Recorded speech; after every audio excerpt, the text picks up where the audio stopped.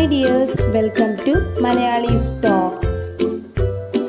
Hello dears, welcome back to my channel. Calicut university second semester BCom മലയാളത്തിൽ ഒന്നാമത്തെ മൊഡ്യൂളിലെ important ക്വസ്റ്റ്യൻസുമായിട്ടാണ് ഇന്ന് ഞാൻ വന്നിരിക്കുന്നത്. അപ്പോൾ ഒന്നാമത്തെ മൊഡ്യൂൾ എന്ന് പറയുന്നത് നിങ്ങൾക്ക് പ്രധാനമായിട്ടും പഠിക്കാനുള്ളത് 2 ചാപ്റ്റേഴ്സാണ്. ഒന്ന് കേരളത്തിൻ്റെ സാമ്പത്തിക ചരിത്രം ഒരു സംഗ്രഹം, എഴുതിയിരിക്കുന്നത് MA ഉമ്മനാണ്. അതുപോലെ കേരളത്തിൻ്റെ ആധുനികീകരണം, പഴയ അനുഭവങ്ങളും പുതിയ സമസ്യകളും മുൻനിർത്തി അന്വേഷണം, TP കുഞ്ഞിക്കണ്ണൻ എഴുതിയിട്ടുള്ള ലേഖനമാണ്. ഈ 2 പാഠഭാഗങ്ങളുടെയും പ്രധാനപ്പെട്ട ചോദ്യങ്ങളാണ് ഇന്ന് നമ്മൾ ഡിസ്കസ് ചെയ്യാനായിട്ട് പോകുന്നത്. അപ്പോൾ ആദ്യമായിട്ട് നമ്മുടെ ചാനൽ കാണുന്നവരാണെങ്കിൽ സബ്സ്ക്രൈബ് ചെയ്യാൻ മറക്കരുത്. അപ്പോൾ നമുക്ക് സ്റ്റാർട്ട് ചെയ്യാം. ഒന്നാമത്തെ ചോദ്യം, പണ്ടാരവക ഭൂമി എന്ന് ഈ ലേഖനത്തിലൊരു പ്രയോഗമുണ്ട്. എന്താണ് അതിൻ്റെ അർത്ഥം? ഉത്തരം, സർക്കാർ വക ഭൂമിയെയാണ് നമ്മൾ പണ്ടാരവക ഭൂമി എന്ന് പറയുന്നത്. രണ്ടാമത്തെ ചോദ്യം, കേണൽ മൺറോ ആരായിരുന്നു? മൺറോ തുരുത്തുമായിട്ട് ഈ കേണലിന് ബന്ധമുണ്ടോ എന്നതാണ് അടുത്തൊരു ചോദ്യം വന്നിരിക്കുന്നത്. അപ്പോൾ ഉത്തരം വരുന്നത്, കേണൽ മൺറോ എന്ന് പറയുന്നത് ബ്രിട്ടീഷ് റെസിഡൻ്റ് ആണ്. മൺറോ തുരുത്ത് എന്ന് പറയുന്നത് അഷ്ടമുടി കായലും കല്ലട നദിയും ചേരുന്ന ഒരു മനോഹരമായ ദ്വീപാണ്. ബ്രിട്ടീഷ് കാലത്ത് ഈ ഒരു ദ്വീപ് വികസിച്ചപ്പോൾ മൺറോയുടെ പേരിലാണ് അറിയപ്പെട്ടത്. അതാണ് ബന്ധം. അടുത്ത ചോദ്യം, കേരളത്തിൽ ഫ്യൂഡൽ സമ്പ്രദായത്തിൽ നിന്ന് മുതലാളിത്തത്തിലേക്കുള്ള ശക്തമായ നീക്കത്തിന് കാരണമായി തീർന്നതെന്ത്? ഉത്തരം, ബ്രിട്ടീഷ് ഭരണത്തിൻ്റെ സ്വാധീനം, വാണിജ്യ കൃഷിയുടെ വളർച്ച, ഭൂമിയിലെ മാറ്റങ്ങൾ, ഗതാഗത വിനിമയ സൗകര്യങ്ങളുടെ വികസനം, വിദ്യാഭ്യാസവും നവോത്ഥാന പ്രസ്ഥാനങ്ങളും. അപ്പോൾ ഈ കാര്യങ്ങളൊക്കെ കൊണ്ടാണ് കേരളത്തിലെ ഫ്യൂഡൽ സമ്പ്രദായത്തിൽ നിന്നും മുതലാളിത്തത്തിലേക്ക് ശക്തമായിട്ട് നീങ്ങാനുള്ള കാരണമെന്ന് പറയുന്നത്.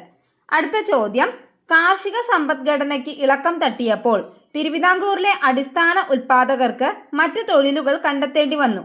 ലേഖകൻ ചൂണ്ടിക്കാണിക്കുന്ന ഉദാഹരണം എന്താണ്? ഉദാഹരണമായിട്ട് കശുവണ്ടി ഫാക്ടറി, കയർ വ്യവസായം, സഹകരണ മേഖല ഇവയിലേക്കൊക്കെ തൊഴിലാളികൾ മാറാൻ തുടങ്ങി എന്ന് തന്നെയാണ് പറയാനുള്ളത്. ഇനി നമുക്ക് സെക്കൻഡ് പാർട്ടായിട്ട് വന്നിരിക്കുന്നത് എന്താണെന്ന് വെച്ച് കഴിഞ്ഞാൽ ഷോർട്ട് എസ്സേ ആണ്. ഷോർട്ട് എസ്സേയിൽ ചോദിക്കുന്ന ഒരു ചോദ്യമാണ്, സമ്പദ് വ്യവസ്ഥയും സാമൂഹ്യഘടനയും തമ്മിലുള്ള ബന്ധം എന്താണ്? തിരുവിതാംകൂറിലെ ഫ്യൂഡൽ വ്യവസ്ഥിതിയുടെ പശ്ചാത്തലത്തിൽ ചർച്ച ചെയ്യുക. സാമൂഹ്യഘടനയുടെ അടിസ്ഥാനത്തിലാണ് സമ്പദ് വ്യവസ്ഥ നിലനിന്നിരുന്നത്. അതുകൊണ്ട് തന്നെയാണ് ഇവ തമ്മിലുള്ള ബന്ധം ഇത്ര ദൃഢമായത്.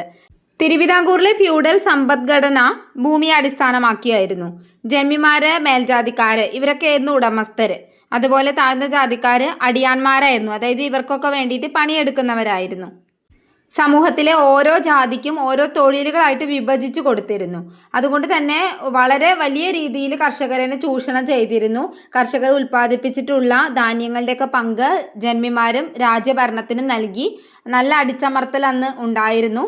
അതുപോലെ തന്നെ ഉയർന്നവരായിരുന്നു വിദ്യാഭ്യാസമൊക്കെ നേടിയിരുന്നത്. തിരുവിതാംകൂറിലെ ഫ്യൂഡൽ സമ്പദ് വ്യവസ്ഥ എന്ന് പറഞ്ഞു കഴിഞ്ഞാൽ സാമൂഹ്യഘടനയും അതുപോലെ സമ്പദ്ഘടനയും പരസ്പരം ആശ്രയിച്ചാണ് നിലവിലുണ്ടായിരുന്നത്. ഭൂമിയും സമ്പത്തും കൈവശം വെച്ചവർ സമൂഹത്തിൽ ഉന്നത സ്ഥാനത്ത് നിന്നപ്പോൾ സാമ്പത്തികമായി പിന്നോക്കമായവർ സമൂഹത്തിൽ അടിച്ചമർത്തപ്പെട്ടു. അതായിരുന്നു അവസ്ഥ എന്ന് പറയുന്നത്. അപ്പോൾ ഈ ഒരു ചോദ്യത്തിന് ഉത്തരം ഇങ്ങനെയാണ് വരിക. പിന്നെ നിങ്ങൾക്ക് കുറച്ചുകൂടി വിശദീകരിച്ച് എഴുതാം. അന്നത്തെ കാലത്ത് ഉണ്ടായിരുന്ന അടിച്ചമർത്തലുകളുമായി ബന്ധപ്പെടുത്തി നിങ്ങളുടെ ഓൺവേർഡ്സിൽ കുറച്ചുകൂടി കൂട്ടി എഴുതി കഴിഞ്ഞാൽ ആ ഒരു എസ്സേ കംപ്ലീറ്റ് ആക്കാൻ പറ്റും. അടുത്ത ചോദ്യം, കേരളത്തിലെ ആധുനിക ബാങ്കിങ് ആരംഭിക്കാനിടയായ സാഹചര്യം വിശദമാക്കുക. ഉത്തരം, വ്യാപാരത്തിൻ്റെ വളർച്ച, ബ്രിട്ടീഷുകാരുടെ സ്വാധീനം, വാണിജ്യ കൃഷി, നഗരവൽക്കരണം ഇവയൊക്കെയാണ് ആധുനിക ബാങ്കിങ് സംവിധാനം ആരംഭിക്കാനിടയായ സാഹചര്യങ്ങൾ. ആദ്യത്തെ പ്രാദേശിക ബാങ്കുകൾ ഏതൊക്കെയെന്ന് ചോദിച്ചു കഴിഞ്ഞാൽ south Indian bank, federal bank എന്നിവയൊക്കെയാണ്.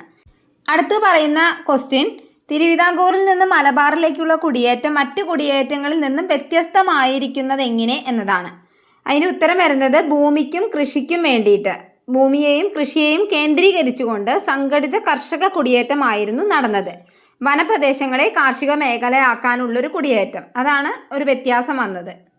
അടുത്തത് ഈ ഒരു ചാപ്റ്ററിൽ നിന്ന് വരുന്ന ഒരു എസ്സേ ക്വസ്റ്റ്യൻ എന്ന് പറഞ്ഞു കഴിഞ്ഞാൽ സാമ്പത്തിക ശാസ്ത്രം പോലുള്ള വിഷയങ്ങൾ മലയാള ഭാഷയിൽ ആവിഷ്കരിക്കുന്നതിൽ പ്രയാസമില്ലെന്ന് തെളിയിക്കുന്നതാണ് ഈ ഒരു പ്രബന്ധം എന്ന് പറഞ്ഞിട്ട് വേണമെങ്കിൽ നിങ്ങളുടെ അഭിപ്രായം എഴുതാൻ പറയും. അപ്പോൾ ഈ ഒരു ചാപ്റ്ററിലെ എസ്സേ ആണല്ലോ. അപ്പോൾ നമ്മൾ എന്ത് ചെയ്യണം, ഇതിൻ്റെ സമ്മറിയാണ് മെയിനായിട്ട് അതിൽ എഴുതേണ്ടത്. അതുപോലെ തന്നെ സാമൂഹ്യഘടനയും സമ്പദ്ഘടനയും തമ്മിലുള്ള ബന്ധം, അതിനെക്കുറിച്ച് ചിലപ്പോൾ ഒരു എസ്സേ ചോദിക്കാം. അപ്പോൾ നന്നായി സമ്മറി പഠിച്ചു വെച്ചോളൂ കേട്ടോ. ഓക്കെ, ഇനി നമുക്ക് അടുത്ത ചോദ്യം നോക്കാം. അടുത്ത ചോദ്യം വന്നിരിക്കുന്നത് നമ്മുടെ ഫസ്റ്റ് ചാപ്റ്റർ ഉണ്ടല്ലോ, ആ ചാപ്റ്ററിൽ നിന്നാണ്. അപ്പോൾ അനുകരിക്കാവുന്നത് എന്ന അർത്ഥത്തിലാണ് സാധാരണയായിട്ട് മാതൃക എന്ന വാക്ക് നമ്മൾ ഉപയോഗിക്കാറുള്ളത്. അപ്പം ആ അർത്ഥത്തിലാണോ കേരള വികസന മാതൃക എന്ന് വിശേഷിപ്പിക്കാറുള്ളത് എന്നാണ് ചോദ്യം. അപ്പോൾ ഉത്തരം തീർച്ചയായിട്ടും അല്ല. കാരണം ഉയർന്ന തോതിലുള്ള സാമ്പത്തിക വളർച്ച സിദ്ധാന്തങ്ങൾക്ക് എതിരായിരുന്നു. കേരളത്തിൻ്റെ അനുഭവം അതാണ്. അപ്പം അതുകൊണ്ട് തന്നെ കേരളത്തിൻ്റെ വികസനത്തിലെ ഈ സവിശേഷതയെ നമ്മൾ മാതൃകയാക്കുന്നതിന് പകരം അതൊരു വികസന അനുഭവമായിട്ട് മനസ്സിലാക്കുകയാണ് കുറച്ചും കൂടി നല്ലതെന്ന് പറയാം. ഇനി അടുത്ത ചോദ്യം, വികസനത്തിൽ പണ്ഡിതരും സാമാന്യ ജനങ്ങളും പരസ്പരം സഹകരിക്കുന്നത് എങ്ങനെ? ഉത്തരം, പണ്ഡിതരുടെ അവകാശങ്ങൾ സാധാരണക്കാർക്ക് പ്രയോജനപ്പെടും. അതുപോലെ സാമൂഹ്യ രാഷ്ട്രീയ പ്രവർത്തകരുടെ പ്രായോഗിക അനുഭവങ്ങൾ പണ്ഡിതർക്കും അനുഭവപ്പെടും. അതുകൊണ്ട് തന്നെ വികസനത്തിൽ പണ്ഡിതരും സാമാന്യ ജനങ്ങളും പരസ്പരം സഹകരിക്കുന്നു എന്ന് പറയാം. അടുത്ത ചോദ്യം, പുതിയ കേരളത്തിൽ സേവന രംഗത്ത് വളർന്നു വരുന്ന പുതിയ പ്രവണതകൾ ഏതൊക്കെയാണ്? ഉത്തരം, IT സേവനങ്ങളുടെ വളർച്ച, ടൂറിസം മേഖലയുടെ വികസനം, ആരോഗ്യ സേവന രംഗത്തുണ്ടാകുന്ന പുരോഗതി, വിദ്യാഭ്യാസ സേവനങ്ങളിലെ മാറ്റങ്ങൾ, സ്ത്രീ സംരംഭകത്വം, സ്വയം തൊഴിൽ, ഗതാഗത ലോജിസ്റ്റിക് സേവനങ്ങൾ എന്നിവയൊക്കെയാണ്.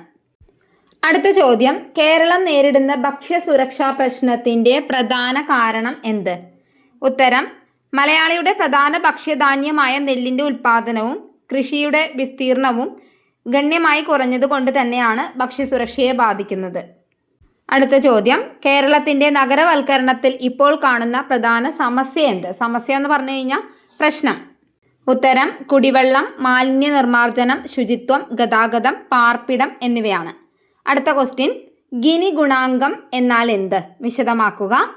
ഉത്തരം, ഗിനി ഗുണാങ്കം എന്ന് പറയുന്നത് ഒരു രാജ്യത്തിലോ അല്ലെങ്കിൽ സമൂഹത്തിലൊക്കെ ഉള്ള വരുമാന അസമത്വം അളക്കാനുള്ളൊരു മാനദണ്ഡമാണ്. ഇനി നമുക്ക് അടുത്ത ചോദ്യം എന്താണെന്ന് നോക്കാം. അടുത്ത ക്വസ്റ്റ്യൻ, ജനകീയ ആസൂത്രണം എന്നാൽ എന്ത്? അതിനെക്കുറിച്ച് ലേഖകൻ നിർവഹിക്കുന്ന നിരീക്ഷണങ്ങൾ എന്തെല്ലാം? ഉത്തരം, ജനങ്ങളുടെ ആവശ്യങ്ങളും അഭിപ്രായങ്ങളും പരിഗണിച്ച് ജനപങ്കാളിത്തത്തോടെ വികസന പദ്ധതികൾ നടപ്പാക്കുന്ന ഒരു രീതിയാണ് ഈ ഒരു ജനകീയ ആസൂത്രണം എന്ന് പറയുന്നത്. ഓക്കെ, ഇനി നമുക്ക് essay ക്വസ്റ്റ്യൻ ആണ്. കേരളം മറ്റ് സംസ്ഥാനങ്ങൾക്ക് മാതൃകയാണ്. സമകാല കേരളത്തിൻ്റെ പശ്ചാത്തലത്തിൽ വിശദീകരിക്കുക. ആധുനിക കേരളം നേരിടുന്ന പ്രധാന സമസ്യകൾ അല്ലെങ്കിൽ പ്രശ്നങ്ങൾ എന്തൊക്കെയാണ് എന്നിങ്ങനെയുള്ള ക്വസ്റ്റ്യൻ essay ആയിട്ട് ചോദിക്കാവുന്നതാണ്. ഓക്കെ, അപ്പോൾ ഇതെല്ലാമാണ് നമ്മുടെ ഫസ്റ്റ് മൊഡ്യൂളിലെ ഇമ്പോർട്ടൻറ്റ് ക്വസ്റ്റ്യൻസ് എന്ന് പറയുന്നത്. എന്തെങ്കിലും സംശയം ഉണ്ടെങ്കിൽ കമൻറ്റിലൂടെ ചോദിച്ചാൽ മതി. ഓക്കെ, പിന്നെ ഓൾറെഡി ഞാൻ പറഞ്ഞിട്ടുണ്ട് റിവിഷൻ ക്ലാസ് സ്റ്റാർട്ട് ചെയ്തിട്ടുണ്ട്. അതിൽ ഇമ്പോർട്ടൻറ്റ് ക്വസ്റ്റ്യൻസ് അതിലും പറഞ്ഞിട്ടുണ്ട്. റിവിഷൻ ക്ലാസ് എന്ന് പറയുന്നത് നമുക്കിപ്പോൾ ഒരു ചാപ്റ്ററിൻ്റെ സമ്മറി മനസ്സിലാക്കാൻ ഒരുപാട് വായിക്കണ്ടേ. എന്നാൽ ഈ റിവിഷൻ ക്ലാസ് കണ്ടു കഴിഞ്ഞാൽ കുറച്ച് പോയിന്റ്സുകൾ മാത്രമേ ഉള്ളൂ. ആ പോയിന്റ്സ് മാത്രം പഠിച്ചെടുത്താൽ നിങ്ങൾക്ക് അതിൻ്റെ സമ്മറി ഫുള്ളായിട്ട് എഴുതാൻ പറ്റും. അതാണ് ഒരു പ്രത്യേകത എന്ന് പറയുന്നത്. അപ്പോൾ താല്പര്യമുള്ളവർക്ക് വേണ്ടിയിട്ട് നമ്പർ ഞാൻ ഡിസ്ക്രിപ്ഷനിൽ കൊടുക്കാം. അത് നോക്കിയാൽ മതി, എന്നിട്ട് അതിൽ വിളിച്ചാൽ മതി കേട്ടോ. ഇനി നമുക്ക് സെക്കൻഡ് മൊഡ്യൂളാണ് എടുക്കാനുള്ളത്. നമ്മൾ അടുത്ത ക്ലാസ്സിൽ എടുത്തു തരുന്നതാണ്. അപ്പോൾ എല്ലാവർക്കും താങ്ക് യു ഫോർ വാച്ചിങ്.